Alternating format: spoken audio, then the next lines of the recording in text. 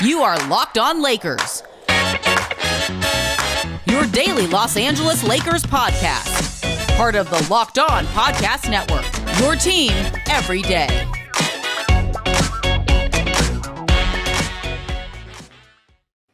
Hey, everybody. Welcome to Locked On Lakers for Thursday. Brian Kamenetzkys, Andy Kamenetzkys.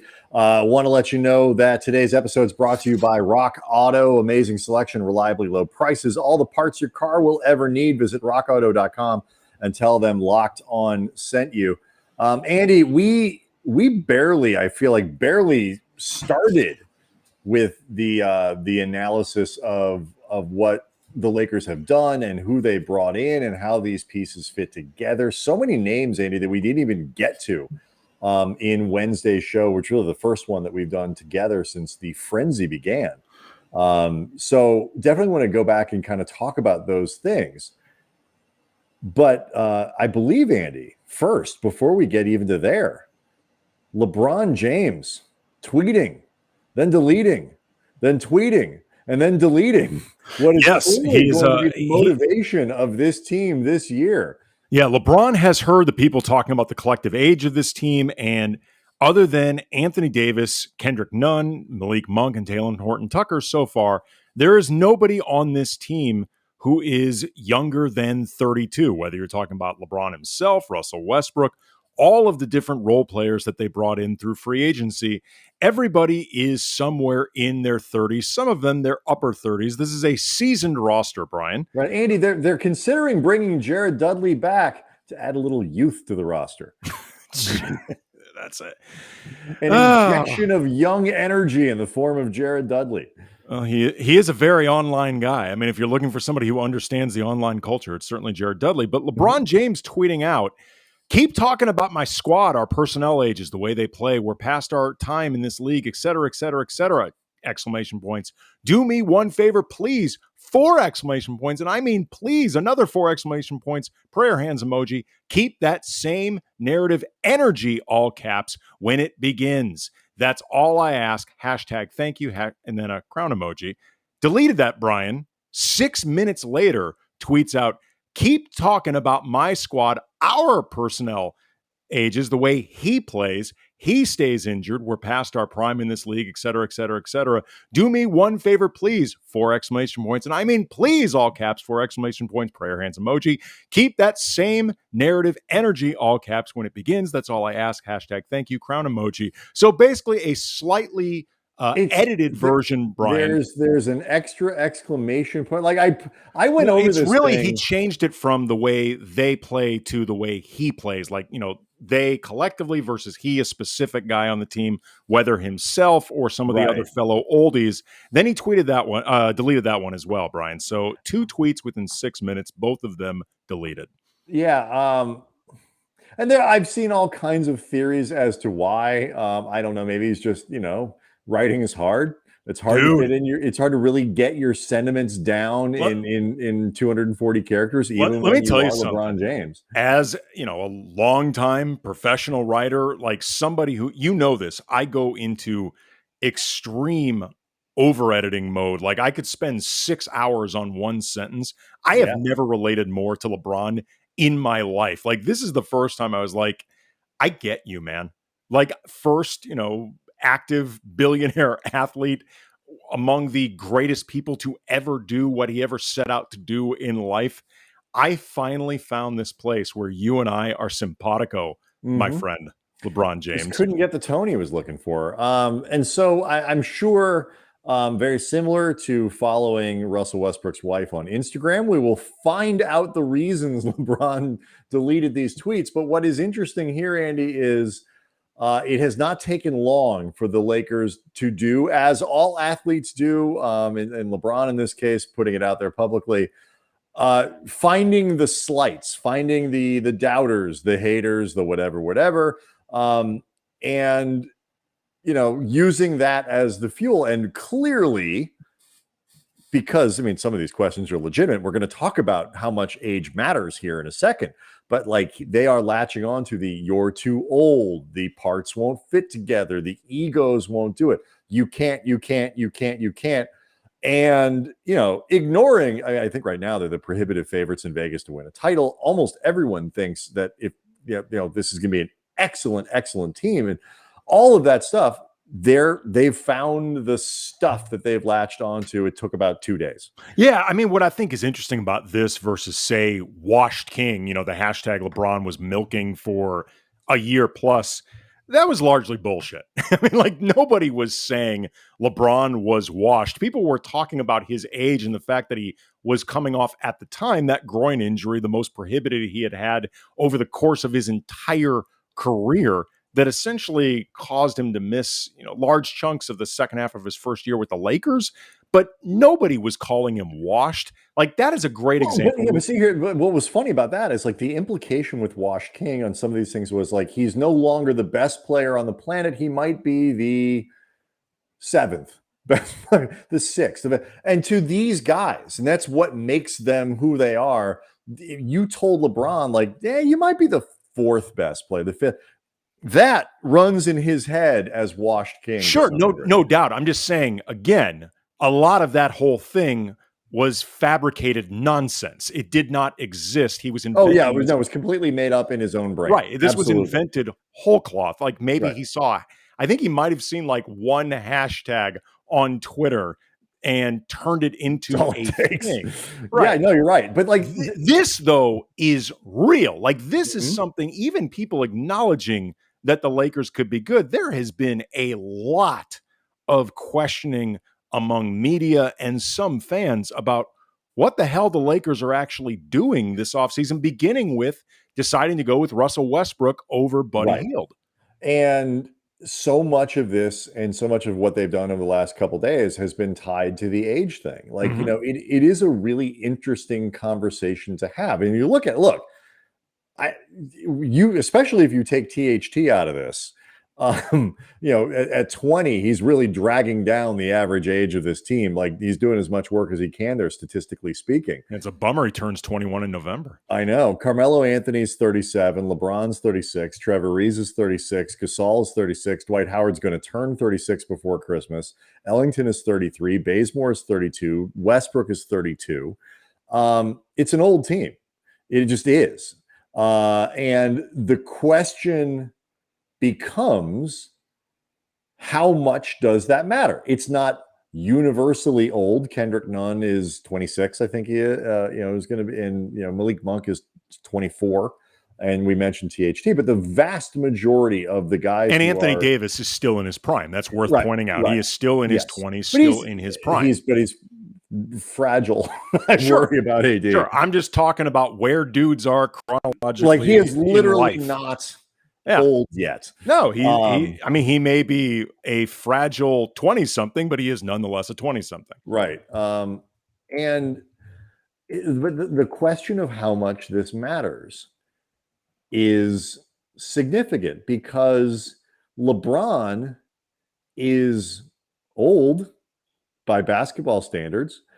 He has tons of mileage on him by basketball standards. But if Solomon Hill doesn't, run a kamikaze operation into LeBron's ankle last year, he could win MVP. So it's like, okay, how much does the age thing matter in this particular case? Carmelo Anthony's 37 years old, but kind of plays the role now on the floor of a guy that it feels appropriate that he's 37 years old. And it's not like it's not like, you're relying on him to be a great defender at 37. That's not the deal. So our friend Darius Soriano wrote a great column about this. He writes it for Blue and Gold. Now we're doing some work again at Silver Screen and Roll. And I want to ask you some of the questions that he was asking in this column, because it is really important for what the Lakers are going to be potentially this year. How much does being old matter? We'll talk about that next. Locked On Lakers brought to you by RockAuto.com. With the ever-increasing numbers of makes and models out there, it is impossible to stock all the parts you would need in a traditional chain storefront. And you don't want to go there anyway, because they're going to make you spend 30%, 50%, 100% more, maybe even on the low end, for some of the same auto parts at like 500, 1,000%. How much is that air freshener? $40,000. Yeah, I mean, does it do anything but freshen the air? No, it doesn't even freshen the air. It just hangs there. But still, 40 grand. But you could get far, far less in terms of pricing at rockauto.com. Rockauto.com is a family business. They've been serving auto part customers online for 20 years. So go to rockauto.com right now. See all the parts available for your car or your truck, right? Locked on in the How Did You Hear About Us box so they know we sent you. Amazing selection, reliably low prices, not 40 grand for an air freshener. All the parts your car will ever need. That was not researched, by the way, in terms of comparison shopping. Just threw a number out there. No, but you know what? We feel strongly. I am 100% sure rockauto.com does not charge that for an air freshener. That is true. 100% confident. The other places, 40 grand, maybe not. Either way, they jack them up. Rockauto.com. So how much does, I will tell you where I think age is important here. I don't care that LeBron is necessarily 36 years old. I do think age is catching up with him in the sense of when he gets hurt now, I think it is fair to say LeBron will heal slower. The timelines are different, stuff like that. I don't necessarily care that Dwight Howard is 35 turning 36. I don't care that Carmelo is 37, and he's old by NBA standards, because most of what these guys are doing, their age kind of fits into, it's not necessarily relevant. Performance is. But the danger is as you get older, if drop-offs come, and LeBron is really the exception to this, but like for most normal human beings, when the drop-off comes athletically and the decline comes, it comes much faster when you're in your mid to late 30s. If Malik Monk misses expectations, it's going to look different than if Trevor Ariza does it. Because, and especially I think Ariza is a great example, because he's somebody who is expected to be a defensive player. Like the hope, I think, is that Trevor can go out and shoot 34, 33, 34, 35%, and then D up, be just good enough shooting the ball. I was going to say D up. Yeah, I mean, I think in both cases, you're going to have to temper your expectations. Like the Trevor Ariza that hit shots at a pretty amazing clip at times during the 2009 title run, that has been more exception than rule in terms of Trevor's overall career. And he's a pretty ordinary three. He's much more D than three in the three. And I was going to say, at this point, the defense, he's still capable, but he is not the guy that you would look at to be the designated defender anymore, which doesn't mean that he can't handle any type of assignments. But I think it's important for people to understand he is not that guy that you could look at to potentially guard 1 through 4 like you could at his prime. It's not that he can't guard. It's that the days of him guarding 1 through 4, switch him on to everyone, are not there anymore. And and that's important to point out. But I agree with you, and to be capable at 36 of being a guy who can really still pretty effectively guard 3s and 4s and whatever it might be, have him in the right matchup, certainly still a very smart team defender. In that sense, it's pretty remarkable, but any slippage there is going to be really pronounced. And, with Dwight, there were, we always come back to some of the stats that Tim is pointing out at Basketball Index. Like there was some drop off last season in Philadelphia. It could be because of the situation. It could be other guys around, whatever it is. But if it comes for Dwight defensively, you're going to notice, particularly since, Andy, as you pointed out yesterday on the show, the unit that Dwight could be responsible for anchoring, while loads of fun for those of us who are interested in, like, let's put some points on the board. Let's do this and have some fun. Dwight's the one guy in that second unit who you can look at, of all the guys who could be out there regularly, and say is a plus defender. How ironic, Brian, that Dwight Howard is being counted on in this scenario to be the responsible adult. Who ever thought that would be the case? Like Dwight Howard, he's no out there. How many pythons a man owns? He's out there, Brian, to tell everybody, hey, let's stop having so much fun. It's serious time now. Like how, everybody gets older. God, the amount of directions of easy, low-hanging jokes here are myriad. I'm going to let them all go. Seriously, he is going to that anchoring this unit could potentially lead him to having to purchase a comfort snake. Like he's gonna be an emotional support boa. Yes, he's gonna walk into the locker room with that boa around his neck. Nope. I can fly with this. It's fine. TSA says it's okay. It's my emotional support python. It's fine. But so like the age matters to me in two ways. I think you get older, guys are more likely to get hurt. I think that is just natural. That said, they've got some reasonably durable old people on this roster. And again, look at somebody like Melo. That he's not going to be asked to be doing things that are necessarily going to put him in harm's way in that regard. AD is younger. He's gotten hurt. Like stuff happens. I worry about drop off if guys are not. I think we may have seen a little bit of that with Wes Matthews last year. Maybe not. It was a strange year, but a pretty precipitous drop off in a lot of ways. Markieff Morris sucked last year. Maybe it's because he just wasn't that great to begin with. I don't know, but that's where the age thing concerns me. Objectively, it kind of doesn't necessarily matter. Performance does. Yeah, I mean, that's what makes me nervous about this. I mean, I do think it's a concern, just like you were saying, in the sense that your body starts feeling it more. You are more of an injury risk. That mileage does start to add up, and you've got guys that are well past their primes. And what concerns me with that in the aging process is it places a ceiling, I think, on what they can be reasonably expected to do. I think that's fair. Beyond their roles. And even though you want guys to accept and play their roles to the letter, it's nice to know that they could do more if it was needed in a pinch or over like a couple weeks stretch. Is there any upside? Is there upside? And I feel, are you saying, if I understand you correctly, like there's sort of only best case scenario? This is the way I would put it. There's best case scenario with Trevor.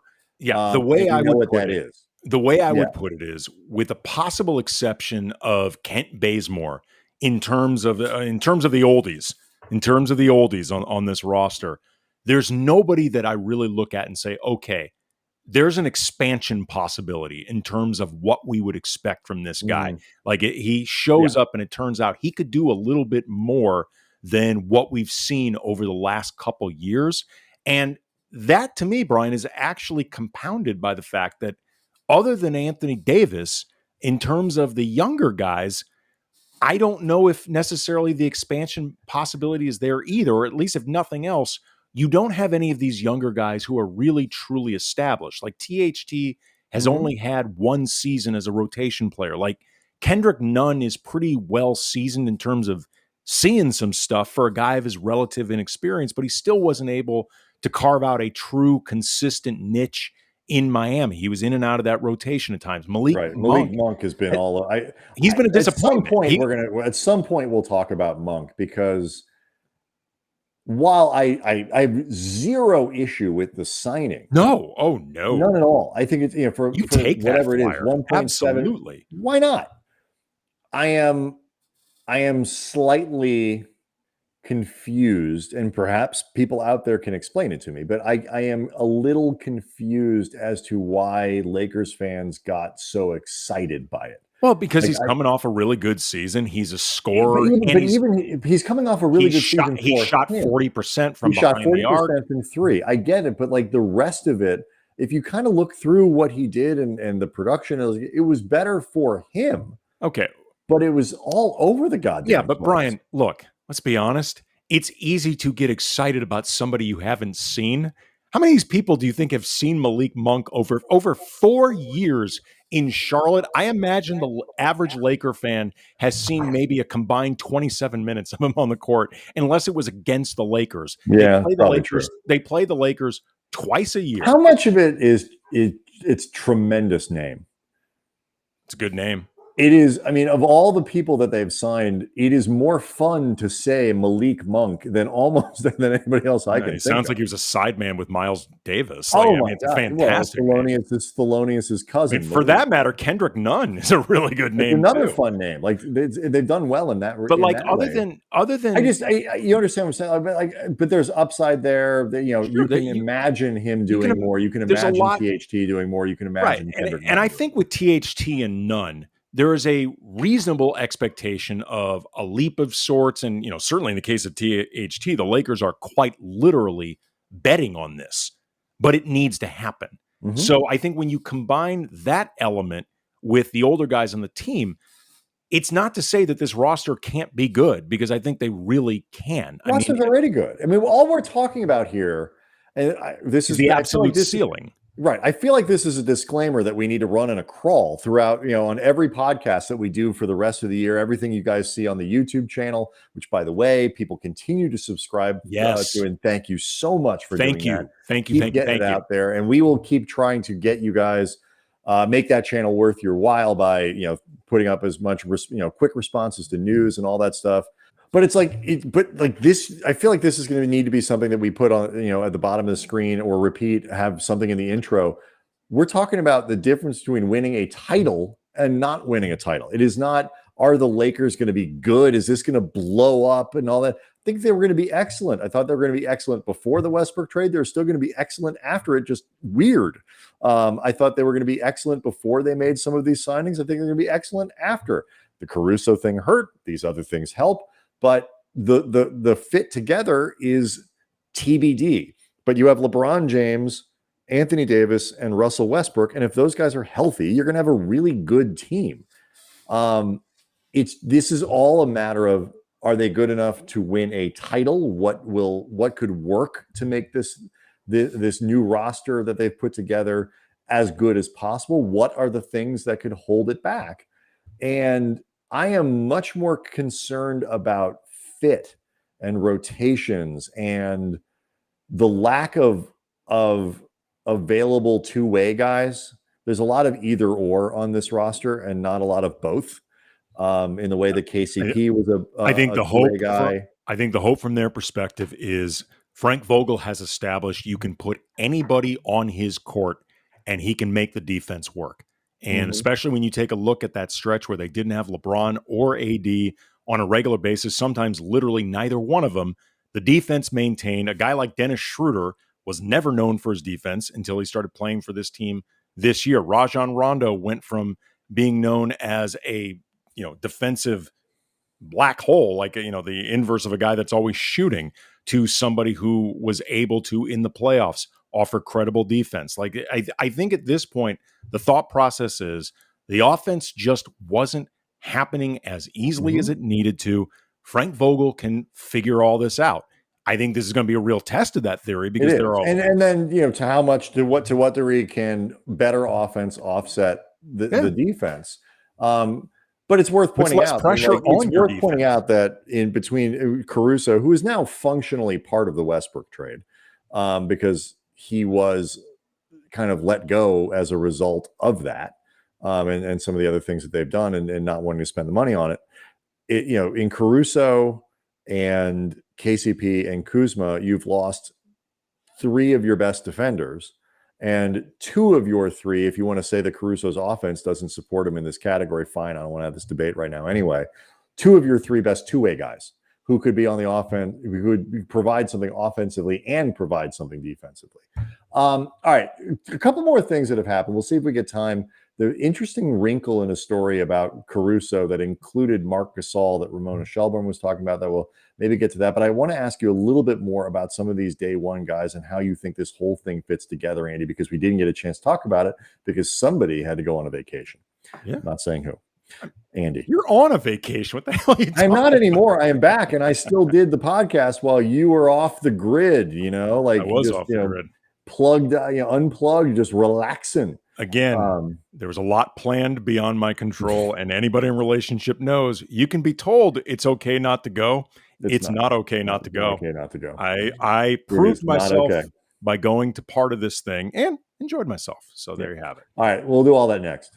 Locked On Lakers brought to you by Bet Online, the fastest, easiest way to bet on all your sports action. Baseball season's in full swing. You can track all the action at Bet Online. This week is always tons of sports action on the go. Get all the latest news, odds, info for all your sporting needs, including baseball, UFC, MMA. Before the next pitch, head over to Bet Online on your laptop, your mobile device. Check out all the great sporting news, sign-up bonuses, contest information. Don't sit on the sidelines anymore. This is your chance to get into the game. Head to the website, use your mobile device, sign up today, receive a 50% welcome bonus for your first deposit using the promo code Locked On. Bet Online, your online sportsbook experts. Really want to mention quickly on Wednesday night, the Lakers Summer League team won. Nice. Devontae Kaycock, 13.6 rebounds, 2 steals.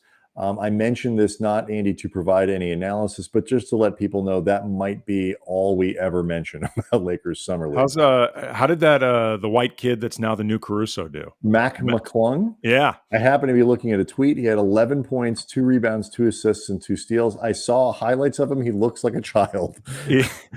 He looks, I mean, if you think Caruso was like an adorable, cuddly little guy coming to the league, this Mac McClung is a beanie baby. I mean, like if they shaved his head, could Laker fans who really can't get past the Caruso thing, like, is it close enough? I wrote a piece. He looked like a teeny little adorable child. Caruso, to be honest, kind of looked like a balding child. I mean, he has kind of a goofy baby face. That's what happens when you're 20, in your early 20s, and you go bald. Yes. And I know this from experience. Except you were in your early 20s with an old face that went bald. You actually your hairline. People thought I was 50 before I went bald. Right, your hairline actually caught up to your face at a very young age. In a way that, by the way, your hairline caught up to your face. No, it is true. I am finally reaching a point where I actually kind of look the same. Yeah. As I did like 20 years ago. I mean, really honestly, don't Brian, look any different. I think this ultimately did you a favor. Like the idea of going through this so young and just getting it out of the way, I actually think is if it's going to happen at all. No, my sweet spot aesthetically, in terms of like looking, my age actually really is 35 to 50. So I'm still in my sweet spot here. I'm not saying it's a good look. I'm not saying like my sweet spot makes me George Clooney. I'm just saying I'm in the sweet spot where it all matches. It's not necessarily sweet, but it's right. It is a spot. Yeah. Let's save the Marc Gasol item for Friday's show, because that gets into a whole can of worms about how the Lakers are spending their money, how much asset management. How much the money thing is going to be an issue over the course of the year, like squeezing on the luxury tax and all this stuff. Because so we'll do that. When you look at the stuff, the guys we haven't talked about, we didn't get into Wayne Ellington, the return of Dwight Howard, some of these other things. Like, who do you look at with these pickups, particularly kind of the day one guys that we haven't discussed in as much detail? What got your attention there?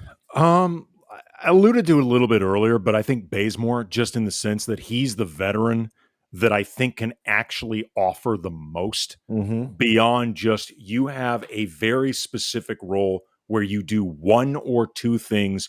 Do not attempt a third thing. We're not looking for a third thing from you. We don't think a third thing is possible. And that's cool.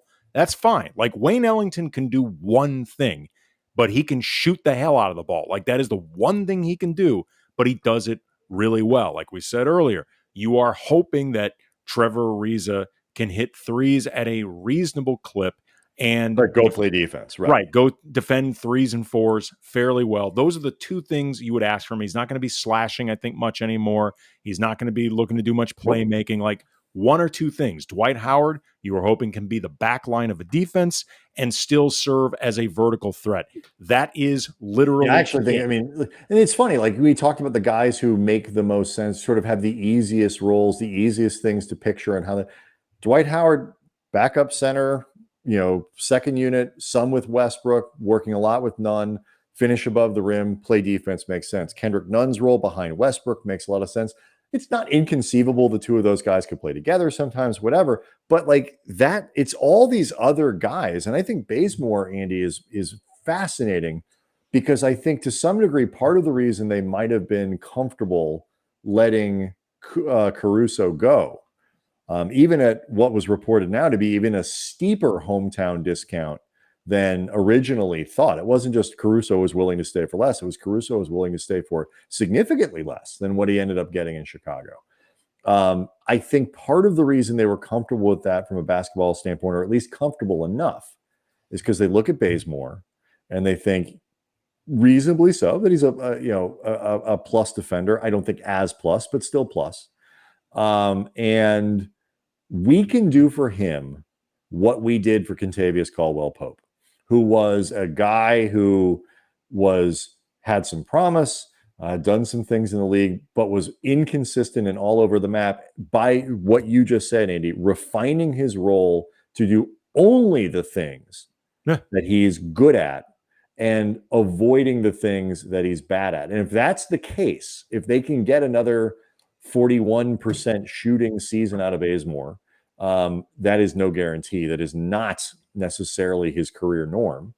But if they can get that, he should be a pretty good defender. I mean, he's their best backcourt defender that they have. I don't think there's any question about that. But I think also, too, he's the only guy among those four on the first day that you could look at and say, all right, there's maybe a little more responsibility that you could add to his plate, and he might possibly be capable of it, as opposed to the other three where it's like, look, your lane is going like to be Ellington, don't give Wayne more to do. Yeah, your lane's going to be defined. It's going to be very important, and your success in it will be very instrumental in whether or not this team can win a championship. But Bazemore was the one that, again, I think you could look for a little bit more. The other thing that I thought was really interesting about this team, and again, it's not to say that they can't win a championship, because I certainly think they're capable of, but when you look at what looks like now the roster on balance, because they've only got a few spots anyway. 3 spots left. Right, and it's expected one of them is going to be Jared Dudley, which we love him, but that's not an on-court thing. That's, I guess at this point, being the equivalent of Dwight's like comfort snake, but for the locker room. Like he apparently is exceptionally important for chemistry. The correct term is emotional support python. He is the emotional support 14th guy, veteran. Right. Perfect way of putting it. And again, I like Jared, and I do think those voices matter. There's a part of me that feels conversation. I think they need to use these as much as possible. They need to use these roster spots on playable. I kind of feel like by now, if you still really need Jared Dudley for this thing, like you should be asking LeBron and AD to step up a little more. I mean, I'm being kind of blunt about it, but anyway. The roster is more or less constructed at this point.